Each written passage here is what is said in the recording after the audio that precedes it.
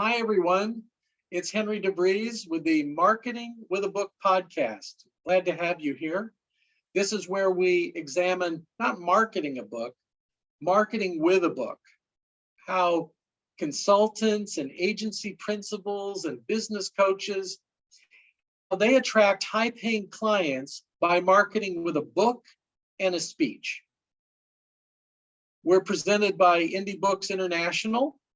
And one of our mottos at Indie Books International is, the book is the starting line, not the finish line. It's more important what happens as a result of the book. And it's the race we're talking about today. What do you do when you have that book out there? And how do you get eyeballs on the book? How do you shine a spotlight on your work? And a spotlight that reflects back on you favorably and attracts these high-paying clients. And by that, we mean people who spend thousands of dollars with you for your talent and your advice, your wisdom, all of these factors that they come to you for this. So a book is a special kind of marketing. It establishes your authority. In fact, the root word of authority is author. So we're all about the authors on this podcast. And some of our authors from Indie Books are with us today. We like to do our author roll call where they can introduce themselves and tell you about their book, but we also like to hear where they're from. So we're going to start off with Steve, and then Peter, and then Dr. Carey. All right, thanks, Henry. I'm Steve Swavely. I am in Hendersonville, North Carolina. And the working title of my book is Optimal Team Performance. And the subtitle is Using Neuropsychology to Supercharge Your Leadership. So Steve, that book's going to be out, what, January of next year? I hope no later than that, Henry. Me too. I'm halfway through the sloppy copy, as they say. So getting ready to send you another chapter this week. One of our authors coined that term, that your first draft, he called the sloppy first copy. And any book worth writing is worth writing a sloppy first copy. The magic is in that second rewrite. Yeah. So Steve, you're on track. You're doing great. Thanks for being with us today. Thanks. And Peter, one of our new authors. Welcome, Peter.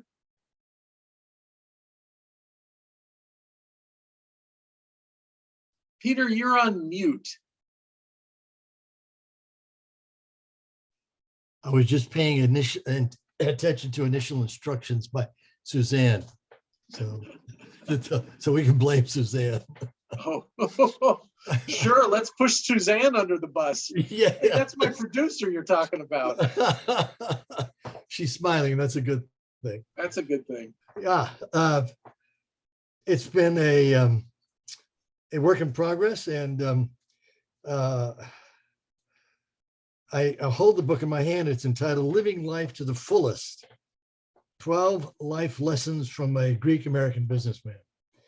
I take a look at it in disbelief, and I've read through it, and it comes to my mind that I didn't write this.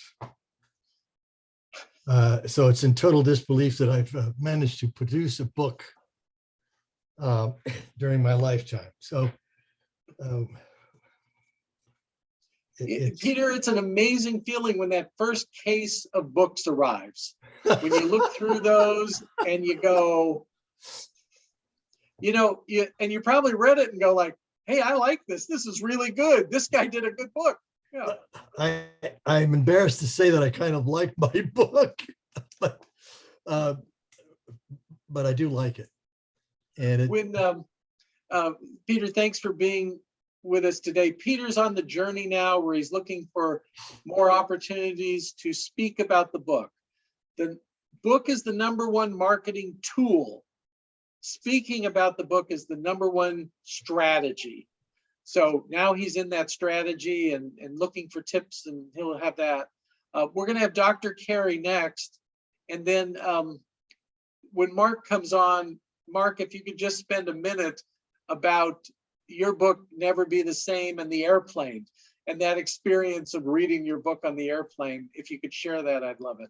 But first, Dr. Carey, welcome. Hi guys, it's nice to be here. I'm coming to you from Denver, Colorado with a new camera and microphone setup that improves even the terrible lighting in my office. Woo! My book, Self-Help on the Go, and it is now 5 weeks out in the world, and it just feels great to have it out there. Dr. Carey, the lighting looks really good. Brava for the upgrade.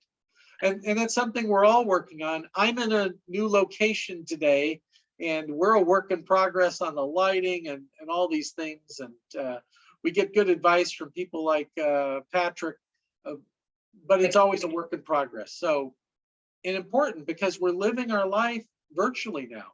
Our life is Zoom for the most part. So it's important to keep working on our game. We all need to upgrade that game. Thank you for being with us today. So now I'd like to welcome the chairman of Indie Books International, my partner and good friend, Mark LeBlanc. Thank you, Henry. My name is Mark LeBlanc, and I live in Edina, Minnesota, a suburb of Minneapolis. My first book, Growing Your Business, came out 22 years ago, but it was my second book, Never Be the Same, that changed my life, because so much of my book, Never Be the Same, was about my story and shining a light on walking 500 miles across Spain on the Camino de Santiago. And I remember when the first box of books arrived, one, it led to a six-figure speaking contract within 30 days. And secondly, I was on an airplane flying from Minneapolis to Boston. It was late at night, I want to say around 11 p.m. And I'm reading my book and I'm sitting in first class and I start to cry. And flight attendant comes over to me and she says, "Sir, are you okay?" And I said, "Yes, I'm just reading this book and this is the best book I've ever read in my life." And she goes, "Well, who wrote it?" And I said, "Well, I did. And I felt that, I really felt that in that moment. As Henry would say, he is his favorite American author. And I would say at that moment, I was my own favorite American author. But that book became the crowning achievement of my career to date. So Mark, I'd like to talk about Never Be the Same, and not the joke bit routine we do on it. When I talk about the 8 great stories and the quest, and I say it's my favorite quest business book of all time, because you alternated the journey on the Camino de Santiago and your life lessons, and the chapters alternated, which I later shared, which is how John Steinbeck also wrote The Grapes of Wrath. You were channeling John Steinbeck, who won the Nobel Prize in Literature. So if you're going to channel somebody, John Steinbeck's pretty good to channel on that. If you can, I recommend you get it on Audible or an audio version of it, because Mark reads it. And most authors, I don't recommend that they read their book. I can't imagine anyone else reading that book on an audio version. So just wanted to leave you with that compliment. Thank you, Henry. That is high praise. Thank you. If anybody would like a copy of that book, please reach out to me directly. There are used copies on Amazon. One is going for $49. I thought about buying it, but I thought I'm not paying $49 for my own book.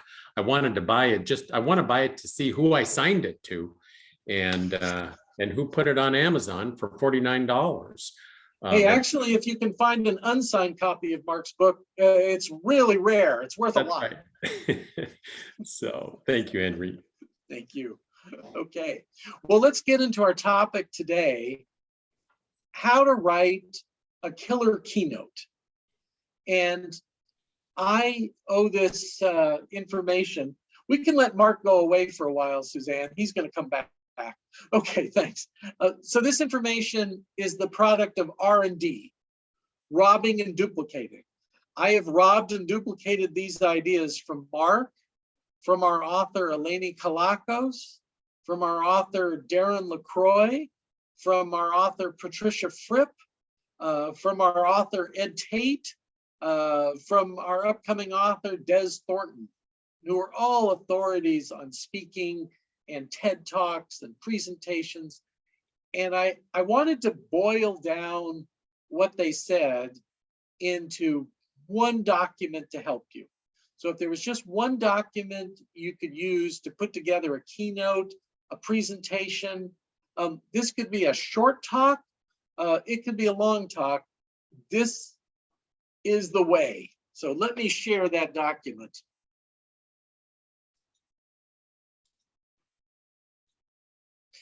There we go.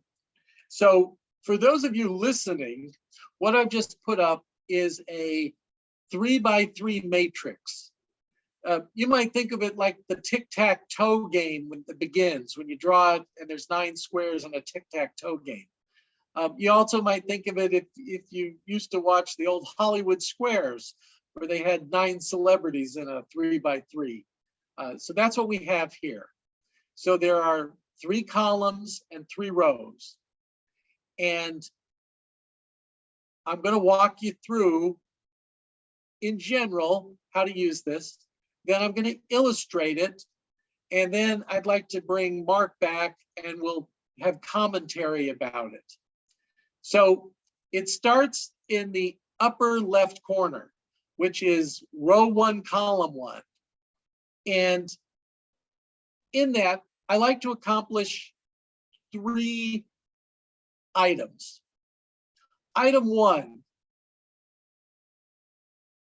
I say, thank you for inviting me to talk about blank. I stole that from Patricia Fripp.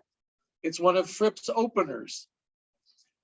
It says thank you to the audience. So you right away, you're telling the audience that they're more important than you are. This is about them. It uses the word inviting me, that you didn't crash this scene. You were invited to speak. You're an invited guest. It's a mindset. And then it's the topic. So we get everybody thinking on the topic. Even if they said, and here he is to speak about Persuade with a Story, please welcome Henry DeVries. And I come on, I say, thank you for inviting me to speak about Persuade with a Story. So now I've got the audience locked in where we're going. Item 2, tell your best story. Bill Stanton says in his presentation advice, tell your second best story, close with your best. I interviewed Bill recently and we came up with a different idea. Start with your best story and bookend to the end, that 9th square, we'll get to it, going back to that story. The bookend concept is when you begin and end with the same thought. You're taking the audience full circle, you're taking them home. The third item that you're covering here is your premise. Every presentation needs a premise. What is your premise for the audience? Mine is, every speaker deserves the right book for more credibility, more impact, and more influence. That's my premise. When I'm doing Persuade with a Story, my premise might be, everyone can tell a story that persuades an audience. That's my premise. So everything in the talk is around that premise that I have for the audience. Moving along, row 1, column 2. This is, give them the big picture where we're going. And are you going to share in Mark's case, 9 best practices. Are you going to share 3 keys of storytelling? Are you going to share, Peter, in your longer version, it would be 12 life lessons, a workshop might be. So you tell them where we're going. It's called the skeleton. You're giving the audience the skeleton of the talk so they can mentally organize where we're at. And then you need to share your foundational message or phrase. Bill Stanton calls it your month after message. When you're gone for a month and people go, what was that talk about? Oh, Simon Sinek. Yeah, I heard him talk. What did he say? He said, start with why. Start with why. Simon Sinek has another talk, leaders eat last.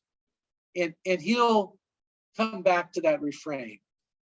In my Persuade with a Story, it might be, human brains are hardwired for stories.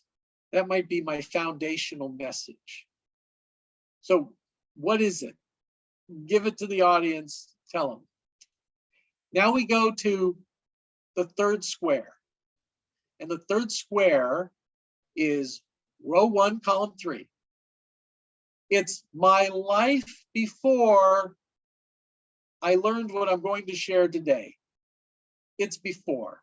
And by the way, to quote the poet Kelly Clarkson, it sucked without you. You know, before it was bad.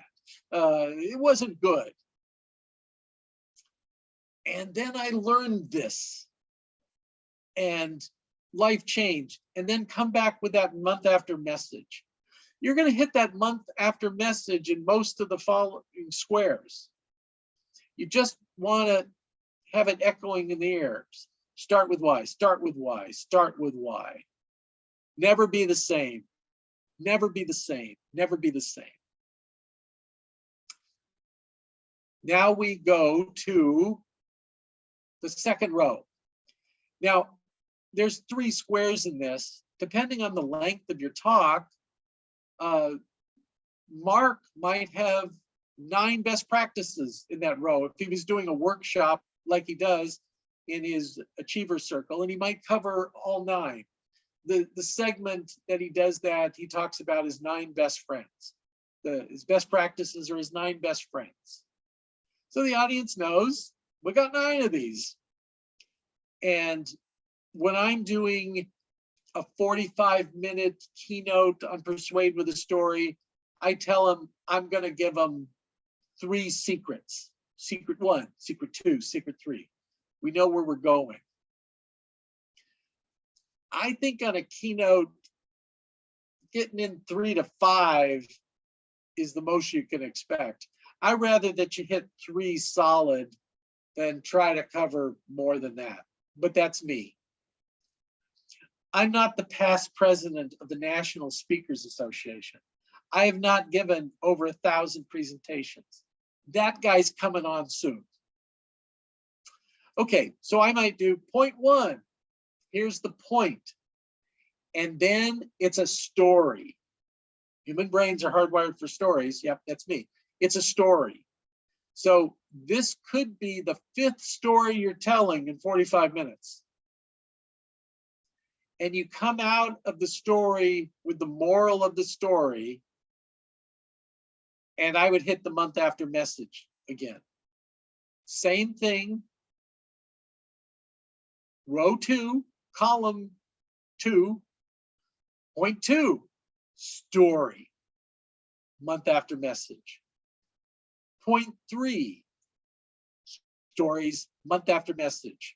And that concludes the content piece.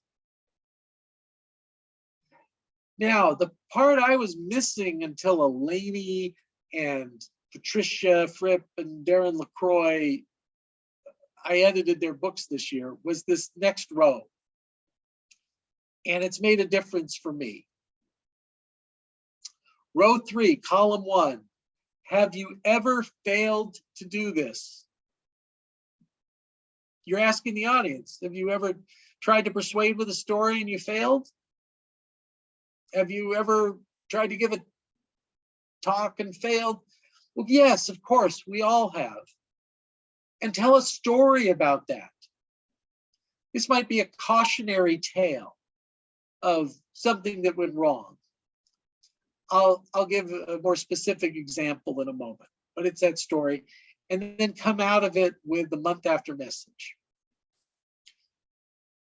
Now, Mark has taught me a speech has to do 4 things. 1, it has to make people think. Okay, that middle row made them think. That's your content. You're all great at content, you got it.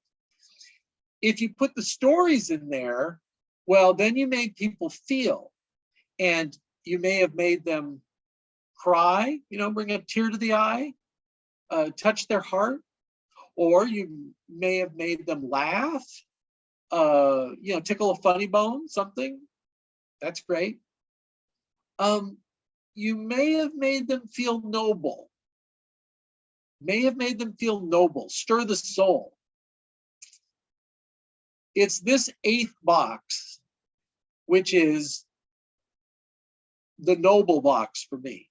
This is where I want to be sure I hit noble. For me, if you know me, I've studied comedy, I've studied stand-up. I go to stand-up shows just to pick up techniques. Mark once said, Henry, you're funny on accident.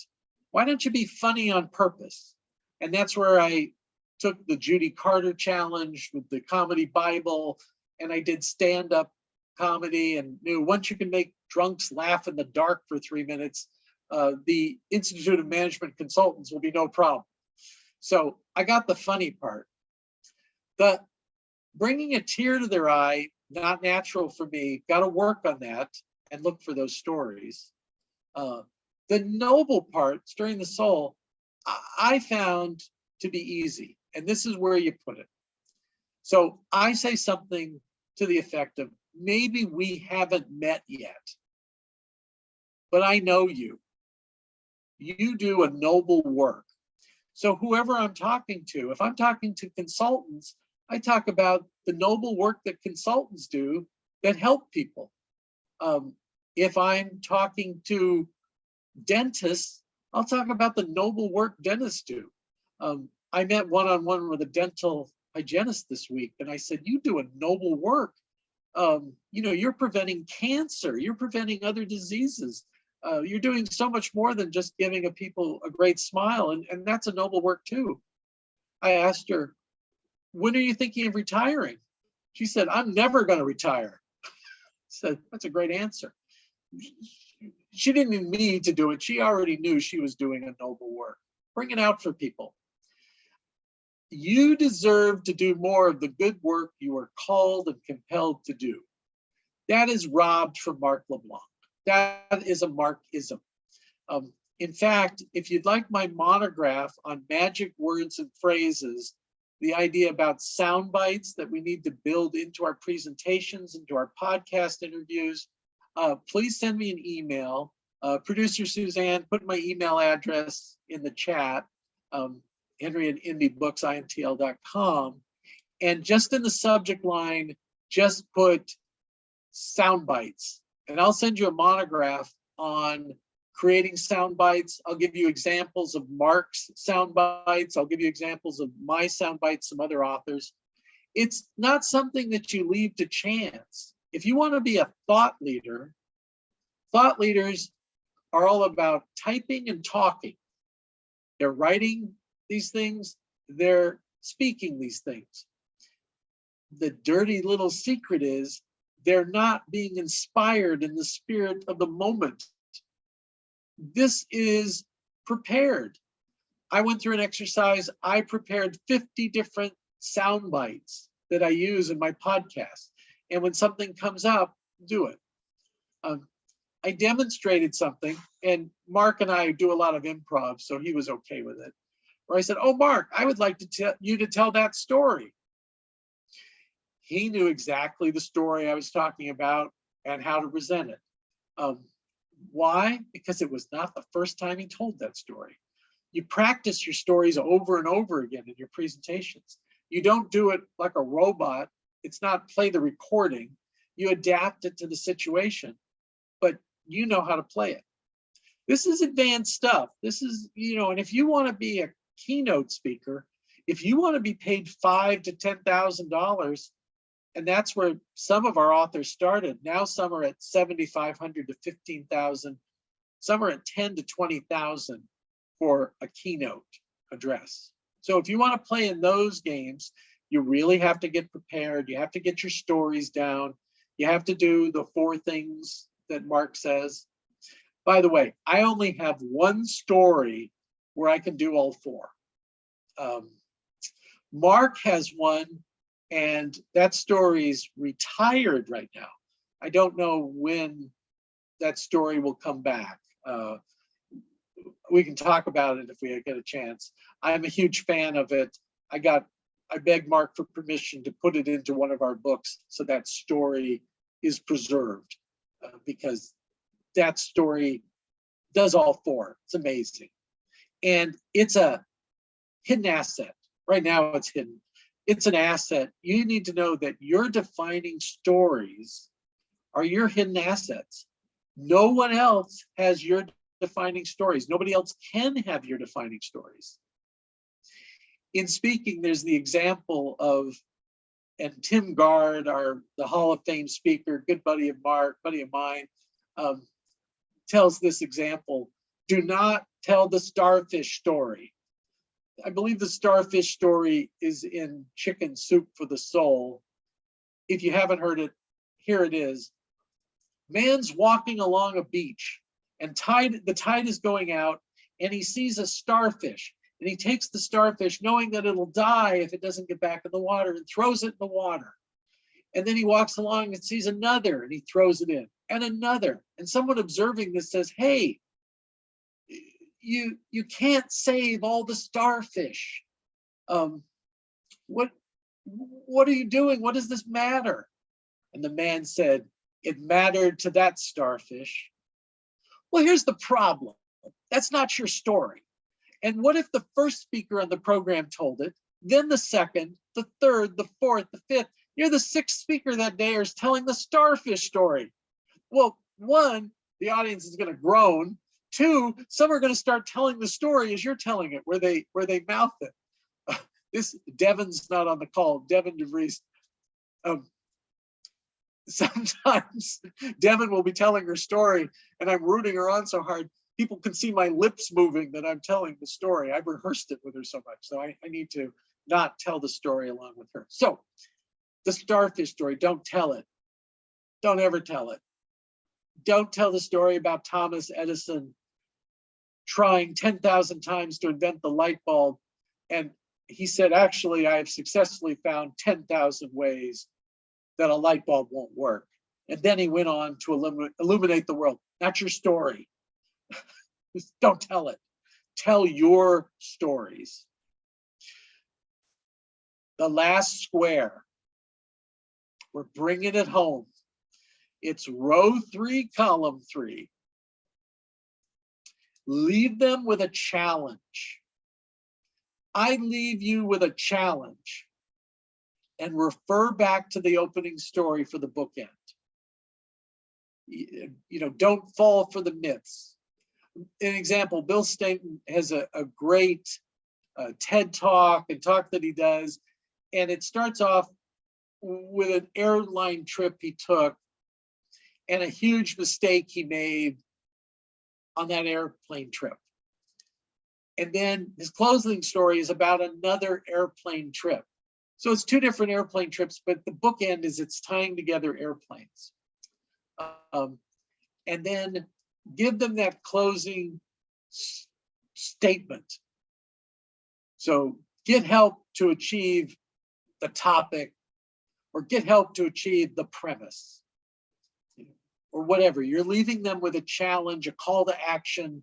You're rallying the troops. Okay. So going back to square one, I won't tell my best persuade with a story. I'll just summarize it.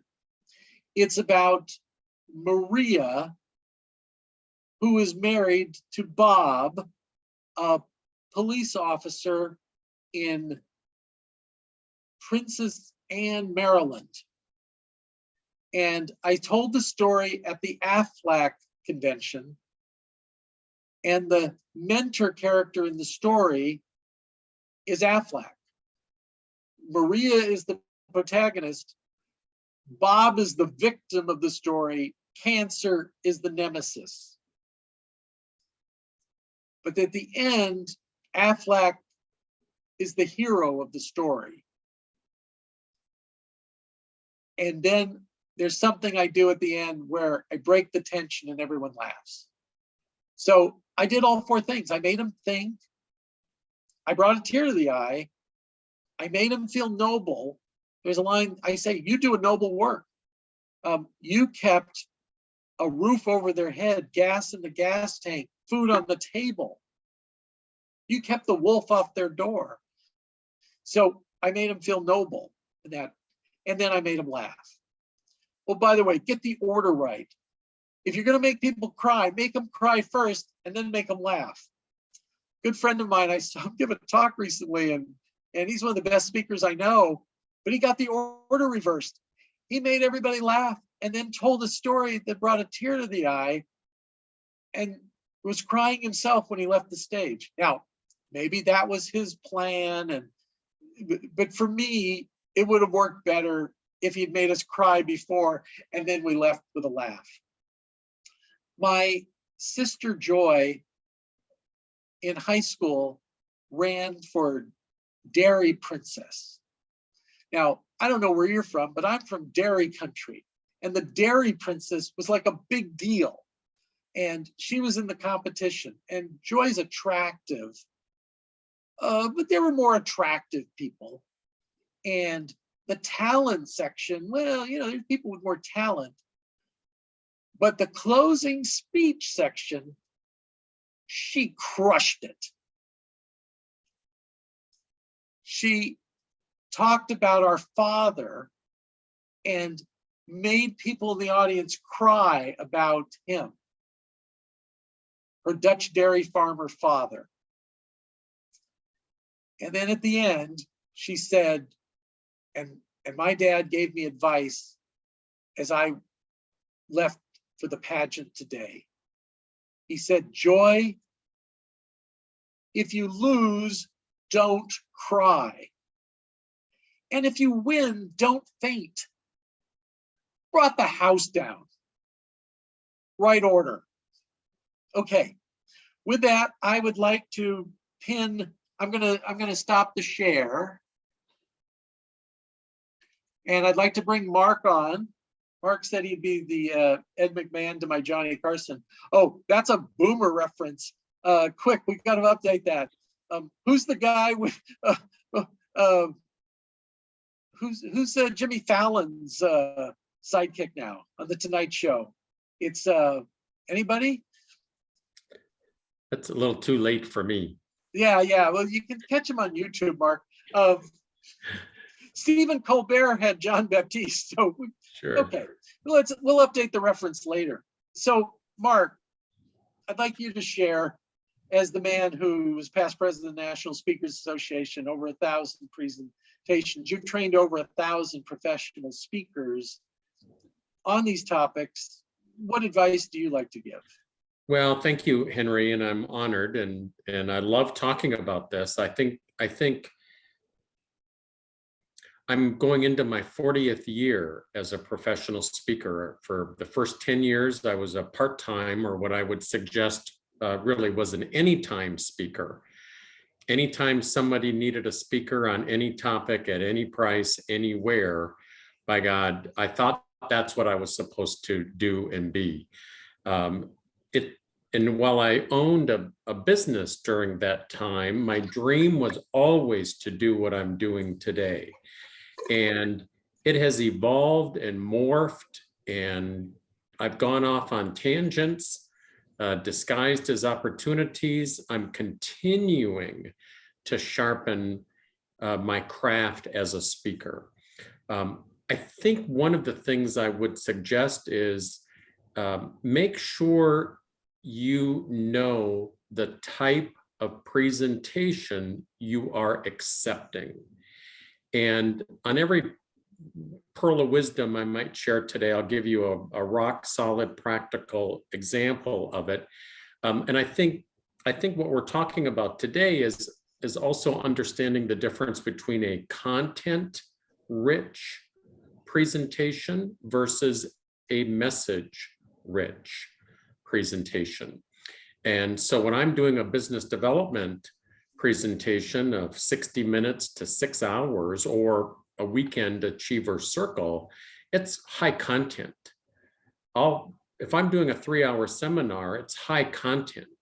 I may sprinkle in a story or two along the way to illustrate a point, but it's principles, it's my 9 best practices, it's how to tackle something, or how to take your business up a level or two.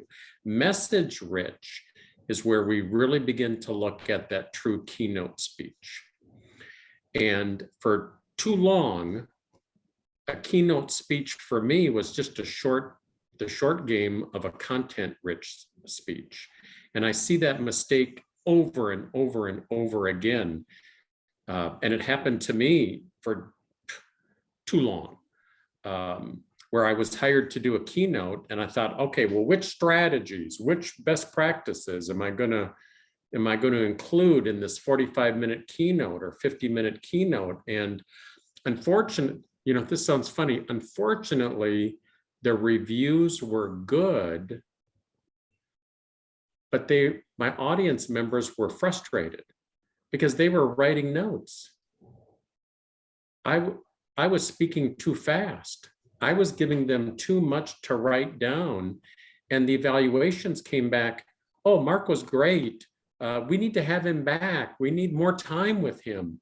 I thought of it as a positive until a defining moment when I found out I was irritating my audiences. In a keynote speech, they should rarely write a note. There's minimal to zero how to, and more message. I have 3 signature stories. Understand the difference between an example and a signature story. Even that little bit about the never be the same in the airplane, that's a good example. It's a very short story, but my 3 signature stories each have a message. And one is about Judith on the Camino. Message, you can always take one more step. That's my commitment signature story. I've got the miracle of Anne. And the message is what you do every day is more important than what you do once in a while. And then my 3rd signature story, the one that is temporarily retired, or I hope temporarily, is about my mother, who quadrupled our family business from the age of 60 to 70 after my father had a massive stroke, and she stepped in and quadrupled the business in the decade of her 60s. And it's an inspired story. It is the story that hits or checks all 4 boxes. A master speaker does 4 things. They make you think. They engage your mind. Number 2, they touch your heart. Number 3, they stir your soul. And number 4, they make you laugh. And if you can do 1 or 2 of those things, you are on your way. If you can do 3 of those 4 things, you are a real pro. If you can do 4 of 4 in a keynote type speech, you go to keynote speaker rock star heaven. That's challenging. I only have 1 soul stirring moment in 1 signature story, and I don't always get to tell that story. So I think first and foremost, understand the environment, what you're charged or tasked with doing, and then use this 3x3 grid. I've used this process for the last 3 years, And it was been a game changer, especially in virtual presentations, because it's so easy to create your your tic-tac-toe board and have it above your screen so you can constantly be referring to it. Or my standing table, the top of it is a whiteboard, so I can immediately craft my tic-tac-toe board and plug in my 9 boxes with where I want to go with that, and I'm off to the races. I want to talk a bit about Keynote Speech. And as Henry knows, and some of you have heard me share, we like to live in a world of 2 or more right answers. There's a lot of right answers swirling around in what Henry and I are sharing with you today. It's trying some things on for size, and I am constantly evolving and creating nuances to my stories and my practices and how I approach and deliver them. I did a presentation in Atlanta, content, a number of years ago, 2 hours in front of 80 people. And a gentleman came up to me afterwards and he said, Mark, this was really good. And I said, oh, thank you very much. And he said, no, I don't think you heard me. This is really good. How many times have you given this presentation? And I thought for a moment and I said, once. And he said, what do you mean? I said, well, today I did a 2-hour version of my business development content-rich presentation in front of 80 people. Next week, I'm doing 4 hours with 10 professionals. 3 weeks from now, I'm going to be on stage in front of 400 people.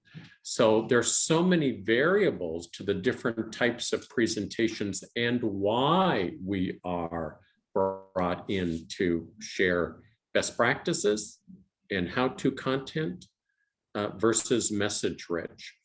I think one of the challenges that people have today, and this is a new trend in what we are seeing post-COVID, and that is the speakers who are commanding the higher fees are better storytellers than ever before.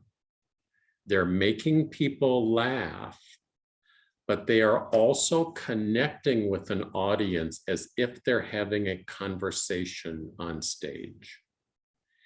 And sometimes as we are emerging and developing our careers and our craft, we're so much in our head that it's about performance. And we want performance. Learn to perform your stories better. And then just make sure that you are involving or engaging with your audience along the way, so that even if you're standing on stage, it's almost as if you are down on the ground of, the meeting floor and you're walking around and talking with people. People want more conversation today and more involvement with their audiences. Henry, how was that? That was great. And I just wanted to repeat that point: interaction, interaction, interaction. So there are different ways to do it. And just don't think of it as, oh, what techniques and tricks can I learn? It's just come at it from the heart that, Mark, I put you on a stage once and you flipped what you were going to do because the audience wanted something different. We could just sense it, and you adapted, and you said afterwards, I'm here for the audience. It's not my talk, it's their talk. And that's just also a lesson to learn on this. I think this has been really great. This is a subject, get advice from all different sources. Mark, I've watched you evolve over the last decade. I know I've certainly, with your help and others, have evolved myself. And it's great when people come up to you and say, you're better. you were good, but you're better than you were 2 years ago. That's something you want to hear. And it's because you have to keep up in the game. You have to keep reinventing yourself. The downside, Mark, I'll let you set it up. People are not as good as they think they are. What's your thought on that? It's true. And I think people think they're better on stage than they are. I think that was has been to date the biggest mistake of my career, thinking I was better than I was earlier on. And I wasn't working on my craft. I wasn't focused. I didn't understand the profile of my perfect audience fit. I think I thought my charge was, I'm a speaker. I should be able to speak to any group, anywhere. And there are nuances. And when it all comes together, there are clues that make the experience greater. And I like to share with people, there's a difference between a mixed audience and a pure audience. And what I mean by that is, in the business world, if I speak to a Chamber of Commerce group, it's a mixed bag. There's the Dairy Queen owner, the arts and antiques, the real estate agent, the baker and the candlestick maker, and there's the credit union manager. I mean, it's just, yes, they're all focused on business, but it's a mixed crowd. But you put me in front of 800 financial advisors or 20 consultants, or 90 top producers for Smith Barney, a pure audience of the same type. And in my expertise, I now, not 10 years ago, not 20 years ago, but now I'm going to hit a home run almost every time I step up on stage in front of a pure audience of my perfect fit profile on my area of expertise, which is business development. You change the equation and I'm going to be like a fish out of water. So I'll just leave with a story from an old movie.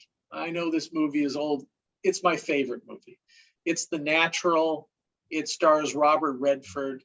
And the movie opens up with a scene on a farm, a father playing catch with his son. And the father senses that his son could be great. Mm-hmm. I think he also senses he won't be there to see it. So he gives him some advice. And he says, Roy, you have a gift. If you rely on your gift, you will fail. You need to develop yourself. Mm-hmm. And I think that's a lesson for our authors, that they have a gift. They've got great information to share. They're good. Good is not good enough. We have to keep working to be great and better. And that's what I wanted to encourage everybody today. Mark, thank you so much for sharing your wisdom on this and your wit. Always enjoy it. Thanks everybody for being with us on this episode of Marketing with a Book podcast. We'll see you on a future episode. Goodbye, everybody.